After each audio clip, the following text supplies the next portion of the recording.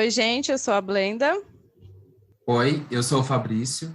Bom, esse aqui é o podcast Etnocast, é um podcast desenvolvido na disciplina Tópicos de Educação Matemática, da Unesp de Rio Claro, uma disciplina ministrada pelo professor Roger Miarca, e nessa disciplina a gente estuda etnomatemática, que é uma vertente da matemática de uma forma mais simples de dizer.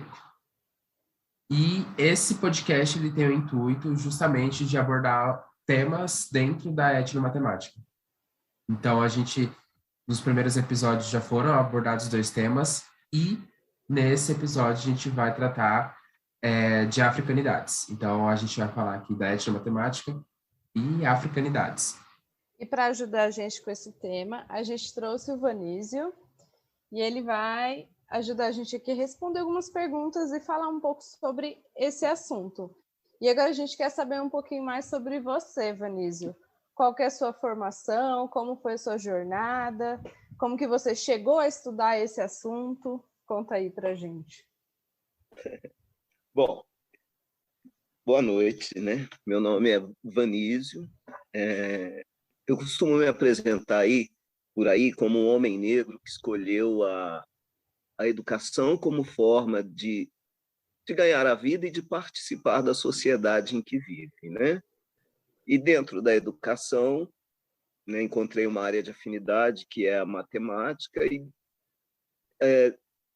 consegui, de alguma maneira, juntar a matemática com o ativismo cultural negro, ou a gente prefere falar, a juntar a matemática com a militância dentro do movimento negro, e por conta disso, depois de uma carreira inteira na rede municipal de ensino de São Paulo, eu resolvi fazer pesquisa, né?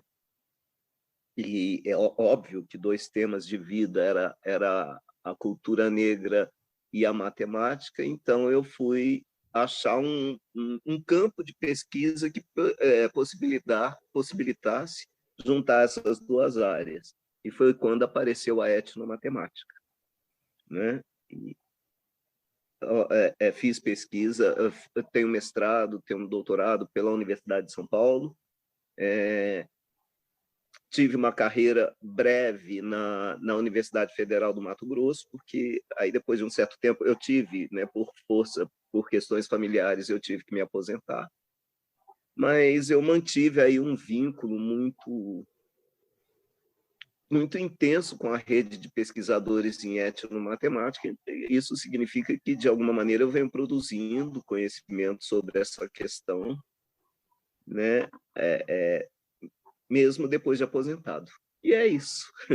E é isso. E estou aqui a convite desse grupo da Unesp, né? É 5º semestre da Unesp? Não, 5º semestre não, né? Semestre a Unesp é anual, né? É semestral mesmo. Então é Mas 5º semestre, nós estamos né? no 5º ano. Tá. Que semestre é esse, gente? Já me perdi. Bom, vocês estão já no é o 5º, 10º. É o 10º semestre já. Vocês estão no 5º ano, portanto, encerrando a graduação, é isso? Isso. E tem como parte do trabalho essa nossa conversa. Então, eu estou aqui pronto para discutir com vocês sobre etnomatemática e africanidade, ou uma linguagem mais popular, né? Racismo e ensino de matemática, ou educação e racismo. Certo? Então, vamos Isso lá. mesmo. Por favor, bombardeiem de perguntas. Então, trazendo aqui uma questão inicial, né? Que eu acho que é bem inicial mesmo, né? Então, a gente queria saber de você como que você acha que a cultura africana pode ser introduzida na sala de aula? Pois é, nós vamos pensar. Eu vou ser maldoso com você, porque eu não quero falar exclusivamente da cultura africana. Eu acho que a gente precisa entender primeiro essa história da matemática, né? Porque, assim, falar da cultura africana na matemática já é o fim de uma história. Porque, na verdade, a gente deveria falar por que é que a cultura africana não aparece na matemática. E eu digo isso para você porque há 4 anos atrás eu fiz um trabalho para a Universidade Estadual de Santa Catarina e de análise tinha uma escola que ia trabalhar com uma proposta antirracista, tal. Então eles queriam pessoas para assessorá-los em todas as áreas. E passaram, quem estava organizando isso me pediu para analisar o currículo. E, na verdade, o que eles tinham assim, para apresentar como estrutura de currículo era o planejamento de curso e o planejamento dos professores. E dentro do planejamento de curso ficou muito evidente a indicação e a imposição do livro didático. E aí eu fui analisar o livro didático, que, aliás, é uma coleção que se repete aí durante há mais de 20 anos, se eu não me engano, matemática, não é matemática e realidade, não. Mas é me parece que é um livro da família Castrucci, né? E nesse livro, principalmente o livro do ensino médio, para mim, primeiro o ensino fundamental, ficou gritante para mim que em toda a coleção do ensino fundamental, a África aparece 2 vezes, que é num momento ali do 6º ano, do 6º ano mais especificamente, em que se fala que quando se começa a trabalhar a geometria, e vem aquela frase célebre, né? O Egito é uma dádiva do Nilo, aí tem aquela coisa das cheias, tal. E se restringe aquilo em toda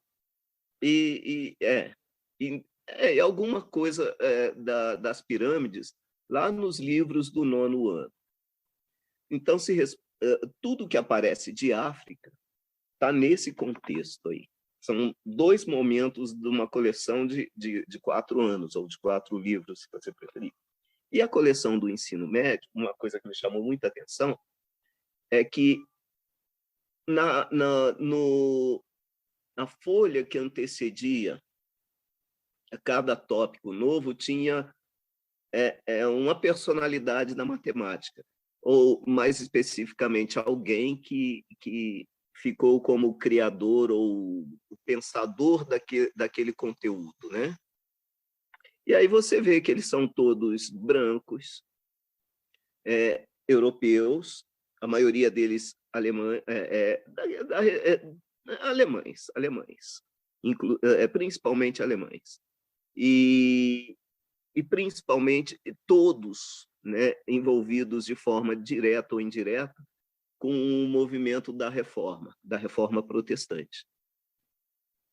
E aí, você olhando aquilo, e hoje o Brasil, inclusive, já produziu bastante conhecimento sobre isso, muitos daqueles conteúdos e muitas daquelas personalidades que estavam ali a história deles não correspondia muito à verdade. Então, a gente percebe que há um deslocamento, por exemplo, de todo o conhecimento que foi produzido na África, eu estou falando de conhecimento matemático, que virou, primeiro, conhecimento grego, e depois virou conhecimento, aí, com a segunda fase da modernidade, né, do século XVI e século XVII, aí virou conhecimento europeu. Por exemplo, o triângulo de Pascal é alguma coisa que já era uma fórmula de cálculo que era muito comum no continente africano muito antes do século XV, XVI, XVII e XVIII. Então, essas coisas, tem muita coisa da história da própria matemática que ou foi tirada do seu nascedouro, ou foi simplesmente suprimida.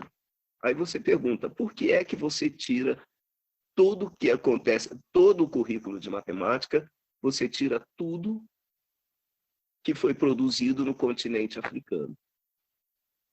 Hoje, as edições mais atuais dos livros ainda trazem alguma coisa sobre os ossos, né? Os dois em especial. Osso de sangue, eu esqueci o nome do outro. Mas são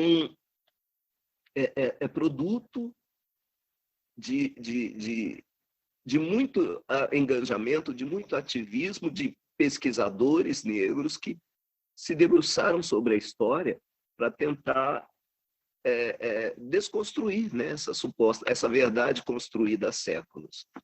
Então, isso é uma manifestação do que a gente chama de racismo estrutural, né? De uma compreensão, se a gente pegar em termos de história do Brasil, é a compreensão de que os negros afloraram da terra ou afloraram dos navios negreiros com a escravidão, como se não tivesse história, como se não tivesse contribuído com a própria história da humanidade.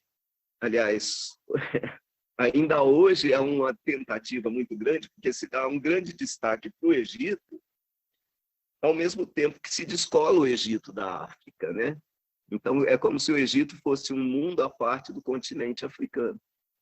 E isso faz parte do que nós chamamos de racismo estrutural.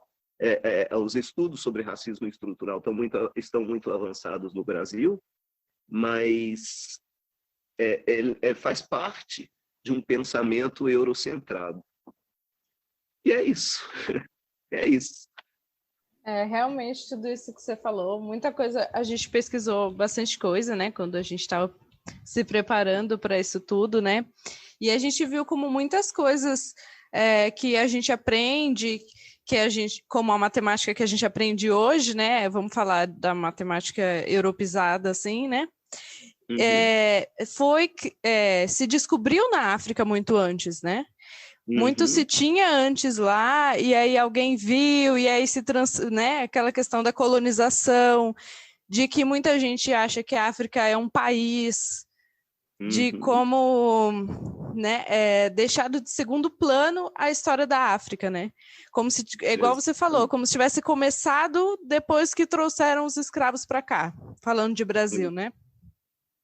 Acho que é até um pouco mais complexo, porque assim... Com certeza.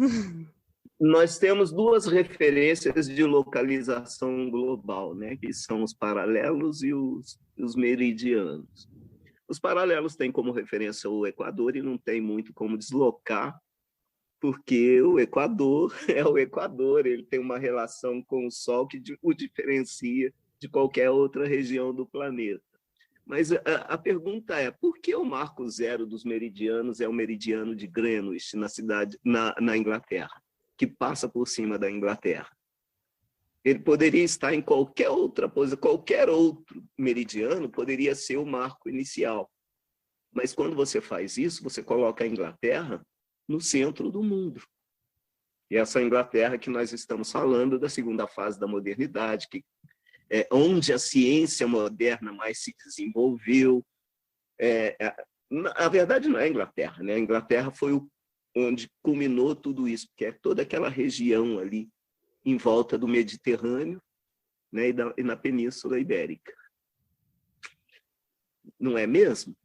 Com certeza, realmente. Fizeram de tudo para pôr a Europa no centro, né?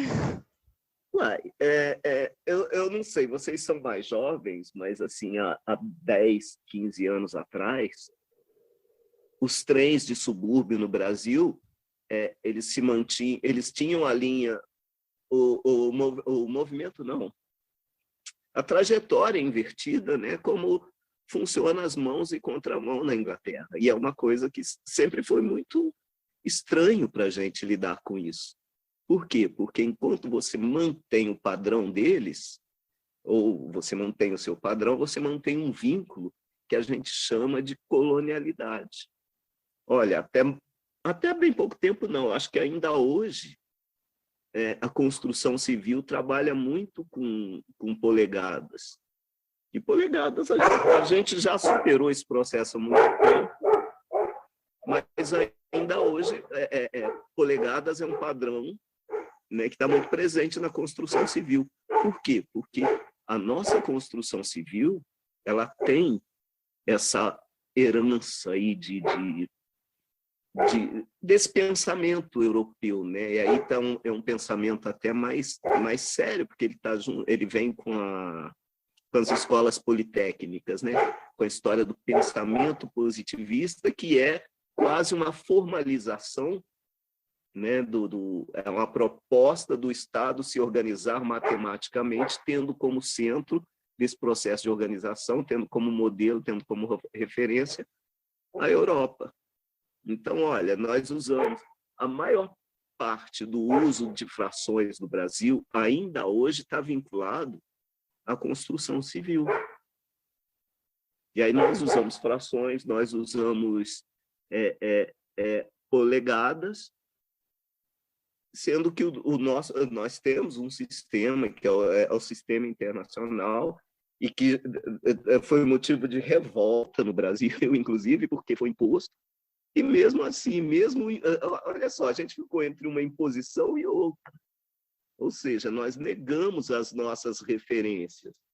Né? A revolta do quilo é exatamente isso. Né? É a imposição de um sistema que não condizia, é um modelo de matemática que não condizia com uma realidade local. E aí é onde entra, de alguma maneira, a etnomatemática, de fazer esses resgates dessas culturas, desses modos de pensar, desses modos de praticar a matemática, que não são hegemônicos, né? Mas são conhecimentos, e são conhecimentos que, resgatados, é lógico, a matemática que nós tanto amamos hoje é um patrimônio da humanidade, então todo mundo tem o direito de ter acesso, mas ela não tem o direito de negar, por exemplo, à criança negra, ao jovem negro, o conhecimento de que os seus ancestrais produziram matemática. Já tem um problema com a matemática dela ser vendida por aí como sendo a ciência dos inteligentes, as ciências dos geniais, e numa contrapartida tem o Brasil dizendo que os negros são menos inteligentes, que os negros são mais artísticos, são mais emocionais do que racionais. E aí, se você soma a todo esse senso comum de que os negros são inteligentes, a ideia de que nós não produzimos nada em matemática, isso obviamente tem repercussão na constituição da autoestima do indivíduo. Aliás, não é só do indivíduo, isso é uma coisa que o professor de matemática devia pensar muito, porque é uma distorção profunda na nossa realidade. Sabe, imaginar que a gente... porque tem um psicanalista da Martinica, da década de 50, chamado Frantz Fanon, que ele fala assim, o racismo ele tem duas dimensões. Ele é uma doença, e ele diz que é uma doença da alma que atinge, da mesma forma, os dois interlocutores. Porque um ato racista, ele toca alguém, ou ele define alguém como inferior, o que não é uma verdade, mas em contrapartida, ele define um outro como superior, que também não é uma verdade. Então, ele distorce a realidade dos dois lados. Né? Ou seja, ensinar os nossos alunos matemática a partir de uma plataforma que não é verdadeira significa mentir. Significa mentir. Significa vender esses mitos que tanto nos incomoda, que tanto nos impede de crescer. E aí eu quero trazer um ponto aqui que já encaixa na sua fala, que é o seguinte, a gente viu um vídeo, nossa, acho que eu me perdi aqui nas perguntas, ó, já tá vendo como é que tem bastante? Então é essa, ó, produção tá passando a perna em mim aqui, hein, produção? Ó, então, a questão é das senzalas no Brasil, né? Aí a gente queria saber se você acha que existia uma matemática própria nela, uma matemática que os escravos usavam, né? Vamos do mais simples ao até a gente chegar no mais sofisticado. Bom, primeiro a gente precisa entender um pouco o senzala. Senzala não é simplesmente um porão onde as pessoas dormiam. Em termos práticos é isso. Mas a senzala é assim, algo organizado. Todo movimento, o escravismo brasileiro, ele é um movimento, sobretudo, educacional. Então, a gente precisa ter isso muito em mente. Então, a senzala é sobretudo, um ambiente. Então, se você... os engenhos, que é o primeiro momento das senzalas, eles tinham, em média, de 80 a 100 pessoas no máximo. O que se procurava fazer nos engenhos, primeiro, era criar duas classes de escravizados. Você tinha, de um lado, os boçais. Os boçais eram aqueles recém-chegados da África que não conheciam o idioma e que, portanto, tinham como primeira obrigação aprender os primeiros comandos de trabalho. Ele precisava os primeiros rudimentos da língua para entender e compreender os comandos de trabalho. E você tinha os chamados os crioulos. Aliás, a expressão crioulo, ela advém desse evento do nativo da terra, né? Então, você tinha o boçal, que era o africano traficado para cá, e você tinha uma segunda geração nascida aqui, que já tinha uma maior convivência com a linguagem, então ele era o escravo da casa. Todo esse ambiente era montado, inclusive quando se comprava um lote de escravos, você comprava escravos de etnias diferentes, como artifício de dificultar qualquer movimento de revolta.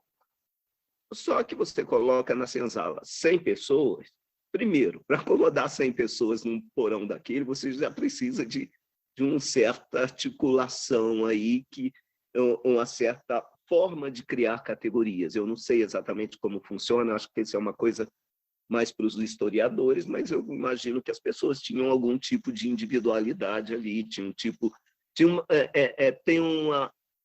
A verdade é que a senzala, ela constituiu uma estrutura social paralela, marginal, mas paralela. Da senzala surgiu o papel da Ialorixá, que é a mãe de santo, que não era só uma guia espiritual, era também uma líder política, ela tinha a função de transformar aquele ambiente num ambiente familiar. Agora, para você pensar que o candomblé, por exemplo, nasceu na senzala e ele é uma religião brasileira, porque ele é uma soma de cultos de diferentes pontos do continente e que, como uma forma de agregar, ele se fez um modelo no Brasil. E aí, a partir desse um modelo que você tem no Brasil, para constituir esse modelo, você já tem uma organização que é a matemática. E aí você vai trabalhar a partir daí uma série de coisas. O candomblé não é uma coisa que as pessoas saem lá batendo o tambor de qualquer maneira. Os toques, eles têm todo um processo de ressonância que é muito mais bem elaborado do que nós podemos imaginar em princípio. Não são toques perdidos, são toques que têm o seu andamento muito bem calculado, que têm as suas variações muito bem calculadas, né? São basicamente 3 instrumentos. Aliás, toda a religiosidade negra ela é orientada por 3 instrumentos, né? Que no candomblé chama umpi, lepi, que tem frequência diferente. Então, você tem uma combinação de som e de divisão de som, que é algo extremamente matemático. Essas pessoas que vieram da África escravizadas, elas detinham conhecimentos. Se você pensar que muitos dos escravizados no Brasil eram muçulmanos, você pode dizer com certeza que eles conheciam muito mais matemática do que qualquer matemático brasileiro. Não se esqueça que o Ocidente só retomou a história dos números muito pequenos lá no século XVI, quando retomou o contato com os árabes, no século XV, né, quando os mouros, século XV não, século XV, século XIV, século XV, ou talvez um pouco antes, quando os árabes invadiram a Espanha, foi quando o Ocidente retomou a convivência com os números infinitamente pequenos. Então, a África produzia conhecimento. Essas pessoas que aqui chegaram, embora não tivesse nada além do corpo e da memória, elas tinham conhecimento sobre matemática. Elas construíam. É uma bobagem imaginar que as pessoas eram laçadas lá no... A maioria das pessoas que eram trazidas para aqui eram trazidas segundo necessidades da produção brasileira. Então, no ciclo da cana-de-açúcar, você trazia etnias que eram grupos que, por natureza, eram agricultores. Agora, não foram os mesmos escravizados que eram agricultores que foram escravizados em Minas no ciclo da mineração. Então, eram pessoas que já tinham formação, eram pessoas que detinham determinados conhecimentos, inclusive sobre astronomia, não é? Então, matemática tinha gente com conhecimento de matemática na senzala. Aliás, desculpa, eu não estou sendo grosseiro com você, mas assim, é absurdo pensar que as pessoas não pensassem em matemática. É lógico que aí a gente tem níveis de elaborações matemáticas, tal, blá, blá, blá, mas se você pegar um ninho de passarinho que tem 5 filhotes e um desaparece, a mãe dá conta disso. Então, ela tem uma elaboração, não é uma elaboração sofisticada, mas ela tem uma elaboração, ela tem um pensar matemático. Então, essa pergunta, sim, ela é clássica, né? Ela é clássica, mas como assim matemática na senzala? Como assim? A matemática nasceu com a questão do calendário, né? Ela nasceu no calendário com a questão da colheita. Eu olho para o céu e vejo, choveu, né? Depois da chuva vem uma colheita, depois... Isso do que chamavam antigamente de pré-história, né? Dos homens, das civilizações primeiras. Então, com certeza, a senzala produzia matemática. Tá bom? Sim. Oi? Pode não ser a matemática que a gente conhece, né? Mas com certeza existia ali pelo menos o processo de contagem, a agricultura, como você falou, né? O pensar matematicamente. O que é matemática? Eu gosto do Biratã falar disso, né? Aliás, antes do Biratã, minha orientadora, Maria do Carmo Domit, falava assim, olha, matemática é a ciência do quanto. Tudo que entra o quanto é tudo, né? Tudo que entra quanto, entra matemática. Só que o classificar, que está na definição que o Biratã traz de matemática, né? Como é que você classifica? Você, primeiro, o humano olhou para uma pessoa e para outra e falou, nossa, um é grande, outro é pequeno, né? Primeiro fez essa classificação, essa diferença, para depois dizer, mas quanto um é maior, quanto o outro é menor. Então, matemática, ela não tem essa facilidade da gente dizer assim, olha, biologia é o ramo da ciência que estuda os seres vivos. Eu não posso falar que a matemática é o ramo da ciência que lida com os números, porque não é verdade. Os números são os números, os símbolos, né? A linguagem da matemática, que, aliás, também é do século XVIII, a linguagem da matemática advém do século XVIII, XVII. Os símbolos, a organização, a estrutura contemporânea da matemática.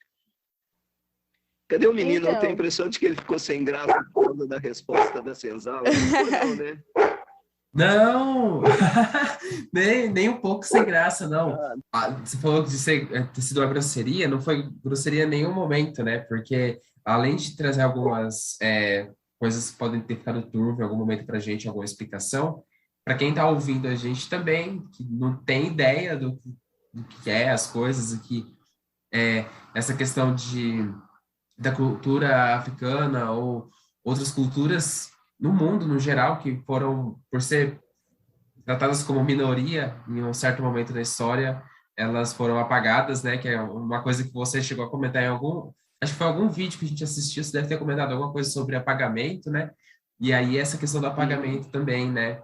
Que faz com que a gente crie a nossa cabeça que certas coisas não existiam. E para quem está ouvindo, eu acho que é bom ficar claro que esse tipo de coisa, né?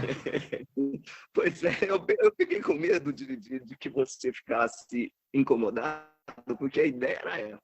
Olha, talvez destacar para você essa coisa de como esse racismo está introjetado aqui na cabeça da gente. Sabe, essas pessoas, como é que pode? É porque matemática é isso que nós conhecemos. Matemática é isso que nós conhecemos e muito mais. Então, olha, as pessoas, se é um grupo de pessoas, se a gente considera que é um grupo de pessoas, ele não tem como não produzir. É isso que eu estava tentando dizer. Ela perde o sentido quando você apresentações sociais que nós temos sobre escravidão ou sobre escravismo, né? E sobre gente negra. Mas a gente também não se assuste, não, porque a gente, essa coisa da imagem que o racismo trouxe para nós, ela pega a população negra também, viu? Sobremaneira. E para a gente, às vezes, é até chato, porque assim, a gente já se coloca num papel de inferioridade porque, sabe, aquela coisa assim, esse ambiente não é para mim, esse lugar não é para mim. Então, e isso é a reprodução do racismo. Não que a gente seja racismo, mas a gente está reproduzindo. Realmente, o racismo, ele tá, infelizmente, né, ele está enraizado na nossa sociedade, né? Tanto até na população negra, né? Uhum. E, infelizmente, ele está preso na nossa cultura, né? E uma das melhores formas, assim, na minha opinião, assim, da gente conseguir lutar contra é trazer essas informações, né? Trazer esse conhecimento, mostrar o quanto a África faz parte do mundo e não só como população, mas com a questão de conhecimentos, a questão de cultura e tudo isso mais, né?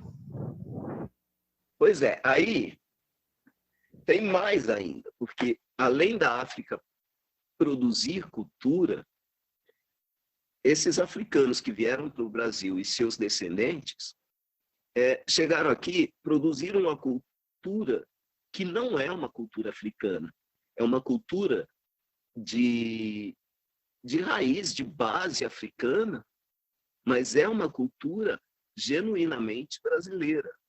E se há uma cultura negra no Brasil, significa que os negros brasileiros também produziam matemática.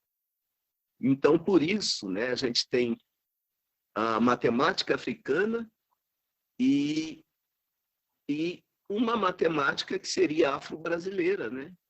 Aliás, recentemente tem um pessoal de um jornal que incomoda a gente de vez em quando por causa da Universidade Federal do ABC, que tem algumas disciplinas ligadas à matemática e cultura negra. E eles conseguiram desvincular, porque você tem um grande intelectual no Brasil chamado Henrique Cunha, cuja linha de pesquisa dele é afroetnomatemática. Qual é a proposta dele? É pegar todas essas coisas que tem na matemática como sendo produção europeia e ali verificar o que não é europeia, o que é africano, o que não é africano. Ele trabalha não só na matemática, mas toda a questão da tecnologia, né? Então, ele dá o nome a isso de afroetnomatemática. Agora, nós que trabalhamos com etnomatemática, nós trabalhamos com outra vertente. Você vê que loucura, né? Que a produção, a gente trabalha muito com a produção matemática, por exemplo, dos quilombos, das escolas de samba, que são instituições, dos terreiros de candomblé, que são instituições de resistência cultural negra. São instituições que criaram uma cultura negra brasileira de base africana. É uma cultura afro-brasileira. Aliás, essa coisa é tão profunda que a cultura negra brasileira inventou uma mama África, que é uma África que os africanos não reconhecem e não conhecem. Eles vêm para cá para estudar o que a gente sabe de África. É muito estranho isso, né? É muito estranho, mas é muito comum.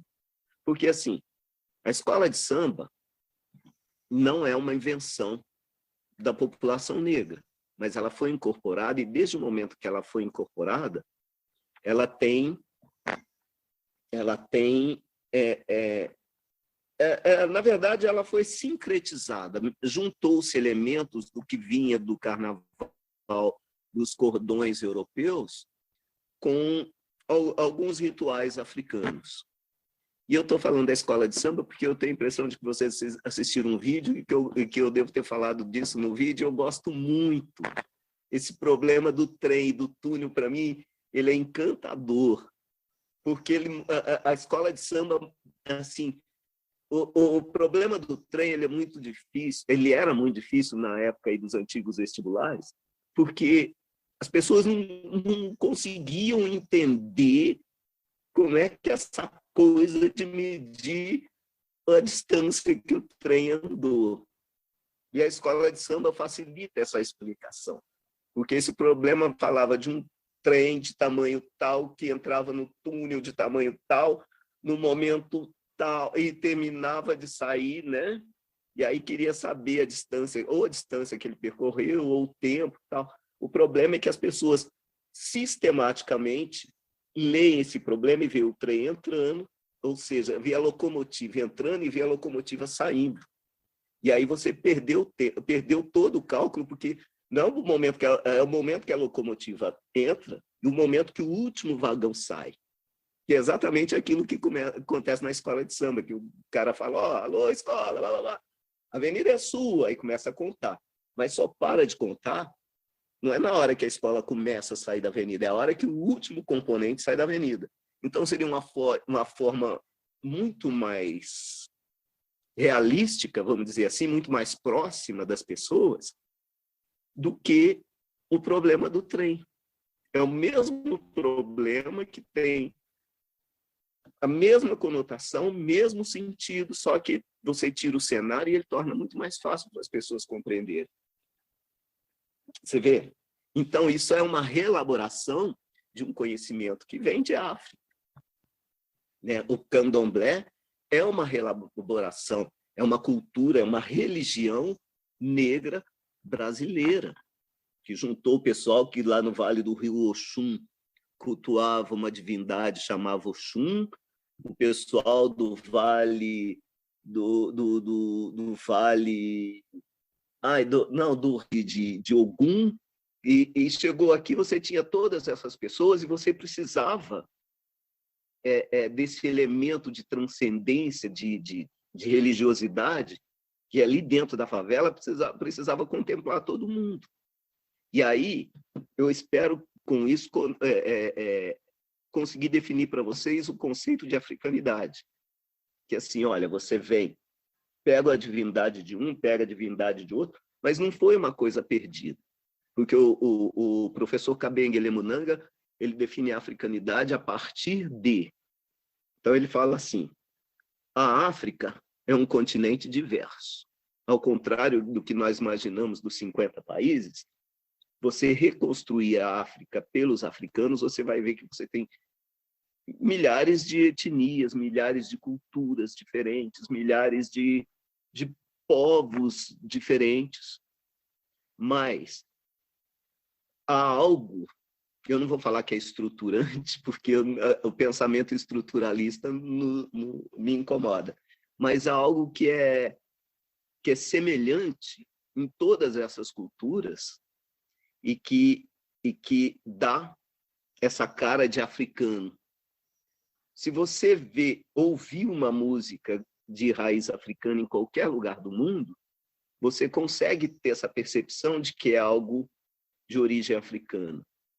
Você vê uma arte africana em qualquer lugar do mundo, não importa que ela seja os tuaregues, os povos nômades do deserto, não importa que ela seja dos Zulus ou dos Maçais, você, ao olhar para aquela manifestação artística, você de imediato reconhece como africano. Então, a africanidade são as manifestações culturais, ela está presente, ela se manifesta nas manifestações. Opa, ficou estranho isso aqui, né? Mas a ideia é essa mesmo, ela aflora das manifestações culturais que estão vinculadas a qualquer elemento da cultura africana. E aí ele segue, né? O Brasil é o país que mais viveu essa experiência de africanos fora da África. Portanto, o Brasil é o país que mais conhece as elaborações da africanidade. E aí a africanidade se manifesta na estrutura de família, de poder, de religião, nas mais diversas formas. Aliás, assim, a gente poderia dizer em termos educacionais, é porque todas esses conhecimentos são repassados para gerações dentro dessas instituições, dentro da escola de samba, dentro do terreiro de candomblé, dentro dos bailes de reggae, dentro do funk, acaba passando, não tem como não passar, né? No samba, na escola de samba, E, aliás, eu falei do candomblé, eu já tenho um problema de se falar, porque o candomblé você tem diferentes religiões, né? Alguns lugares do norte do país, você tem manifestações. O tambor de crioula do Maranhão, por exemplo, é um candomblé do Maranhão. Quer dizer, aí você fala um candomblé do Maranhão, você já criou. Mas a ideia é essa. Então, olha, como é que os conhecimentos são transmitidos às gerações dentro de um terreiro de candomblé?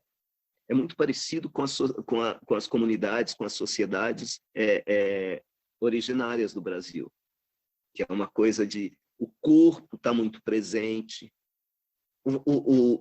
a oralidade está muito presente, são elementos. Mas as pessoas lá da China falam, mas a gente está falando disso como uma característica de culturas que são originárias da África. Então, a palavra tem um poder mágico. Nós já tivemos alguns problemas muito sérios aí alguns anos atrás com os historiadores, porque os historiadores trabalham basicamente os mais tradicionais, é lógico, né? Por conta de registros. Então, o que não tem registro não é histórico. Isso significa que a história oral, para eles, não tem muito valor. Não tinha, né? É um processo no qual eles estão evoluindo. E aí você mata uma cultura onde a palavra é um elemento fundamental. O griot, ele tem um papel, tinha e tem ainda hoje no continente africano, um papel muito semelhante ao... Nossa, esqueci. Alaúde, não. O cara que toca alaúde lá na antiguidade europeia, que ia de vila em vila cantando as novidades. O griot sai contando história, transmitindo conhecimento de aldeia em aldeia. Isso é a africanidade. No Brasil tem africanidade? Tem. Nós cantamos o nascimento, o casamento, a vida, a morte, né? Os nossos rituais, assim, se você pegar o pé da letra, o terreiro de candomblé tem todo um ritual de canto e dança para cultuar. Não deixa de ser para festejar a morte de alguém. Mesmo ela é tão perceptível e tão ruim de definir que ela está presente até nas igrejas da Reforma. Se você pegar, eu estou só citando como exemplo ilustrativo, né? Se você pegar uma igreja batista de negros nos Estados Unidos e uma igreja batista de brancos, você vai ver como o corpo se manifesta aqui, que é uma coisa de muito movimento, a forma de se comunicar com o sagrado é uma forma muito intensa, é um canto fervoroso, é uma coisa que, né? As pessoas cantam, dançam na igreja, se jogam, e tem aquelas manifestações do Espírito Santo. E a Igreja Batista, não, é um canto mais métrico, mais tranquilo, mais calmo, é outra coisa. O corpo se manifesta de maneira diferente. Entendeu? Estamos falando de africanidade, ou africanidades. Essa é uma discussão acadêmica, né? Africanidades ou africanidades. É assim como matemática ou matemáticas, né? Pois é, né? É do mesmo jeito. Pronto, falei demais de novo. Puxa o gancho aí, alguém de vocês, pelo amor de Deus. A conversa da gente aí com o Vanísio tá muito boa, né, pessoal? Só que, para não deixar esse episódio muito grande do que ele já tá, a gente dividiu em duas partes, porque a nossa conversa foi muito interessante, muito produtiva, então eu acredito que seja muito interessante para vocês também ouvirem essa segunda parte, tá? Então essa aqui é a nossa parte 1, a gente encerra por aqui a parte 1 do episódio 3. Se você quiser, a gente espera que queira e vá ouvir a parte 2, que ela tá muito interessante, tá? Então, ouçam o próximo episódio, que ele é um pouco. O próximo episódio fala assim, né? Mas ainda é o episódio 3, só que é a parte 2. Que ainda continua com esse mesmo assunto. E aí lá a gente termina e encerra esse papo, beleza? Então, espero vocês lá na parte 2.